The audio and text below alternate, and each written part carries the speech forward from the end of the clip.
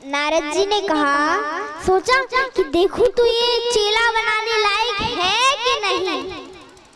तो कहा कि बेटा तुम्हारा नाम क्या है और तुम्हारे पिताजी का नाम क्या है।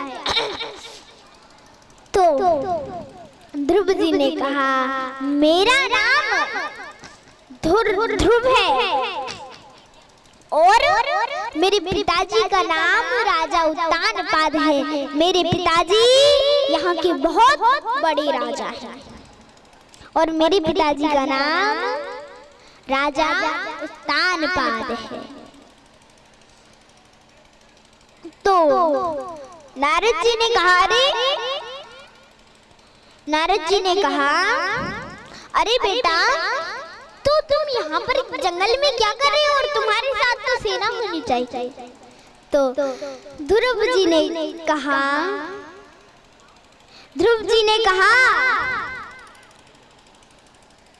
अरे महाराज मैं भगवान के दर्शन करने आया हूँ, भगवान का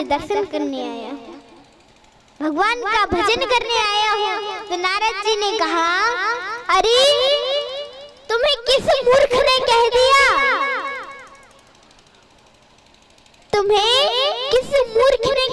कि जंगल में भगवान मिलते हैं। जंगल में तो शेर भालू रहते हैं, तुम्हें खा जाएंगे। तो ध्रुव जी ने कितनी सुंदर बात कही। कहा, जब मैं छोटा था तो मेरी माँ कहा करती थी,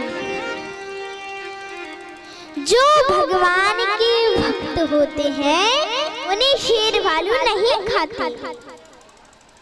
तो कहा, यदि शेर भालू नहीं खाएंगे तो घर में तो माँ बना के खिलाती थी, यहाँ कौन बना के खिलाएगा। तो ध्रुव जी ने कहा, जब मैं छोटा था तो मेरी माँ कहा करती थी, जब दांत नहीं तब दूध दियो, जब दांत नहीं तब दूध दियो, अब दांत है तो कुछ और ही देंगे।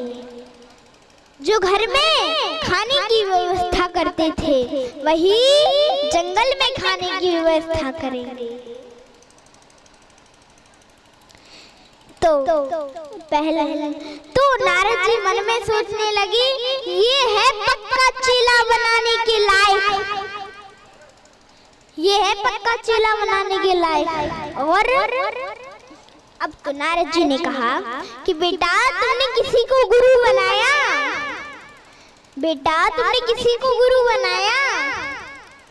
तो ध्रुव जी बोले, नहीं मैंने अभी किसी को गुरु नहीं बनाया।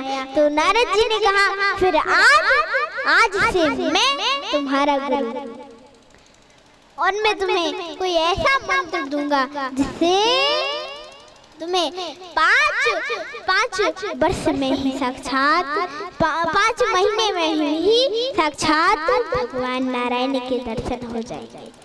और अब नारद जी ने एक मंत्र दिया और मंत्र देकर तो वहां से चले गए।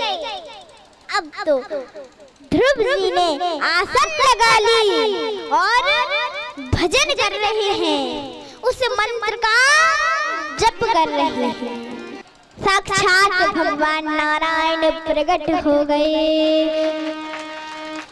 बोलो भगवान नारायण भगवान की।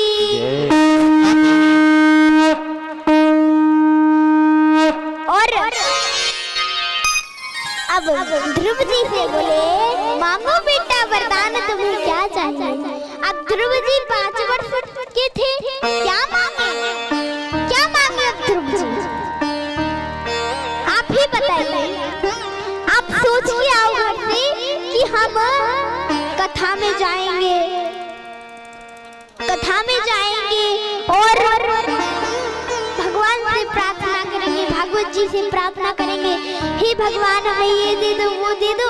और जैसे भागवत में आते ही सब खत्म। अब ध्रुव जी तो छोटे से थे, अब वो क्या बोले। तो अब तो भगवान ने अपने शंख को, 5 डंडे नाम का जो शंख था ना, उस शंख को ध्रुव जी के लाल लाल गालों पर छुपाया, और जैसे लाल लाल गालों पर छुपाया तो अब तो ध्रुव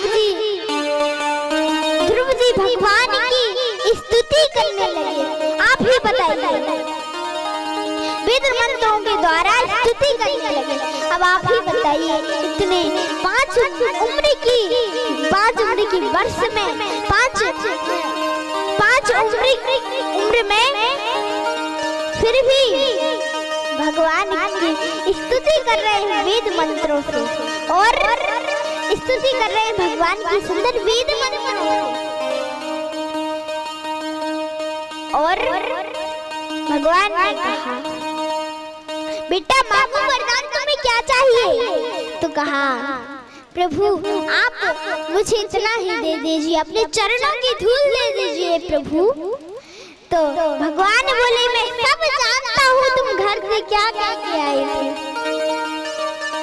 तो जाओ मैं तुम्हें आशीर्वाद देता हूँ कि तुम 1 मनवंतर तक राज्य करो, और 1 मनवंतर के बाद तुम्हें मेरे धाम की प्राप्ति होगी। और भगवान को यह वरदान देके वहां से चले गए। और जब राजा उत्तानपाद को पता चला कि मेरा पुत्र और भगवान के दर्शन करके आ रहा है, तो बहुत खुशी हुई, हाथी घोड़े तैयार कर लिए, और अब तो ध्रुव जी का स्वागत सम्मान करने के लिए आए। जिन बच्चों ने ध्रुव जी को खेलने से मना कर दिया था, वह बच्चे आज ध्रुव जी का इंतजार कर रहे हैं, ध्रुव जी को दिखने के लिए इंतजार कर रहे हैं ध्रुव जी का।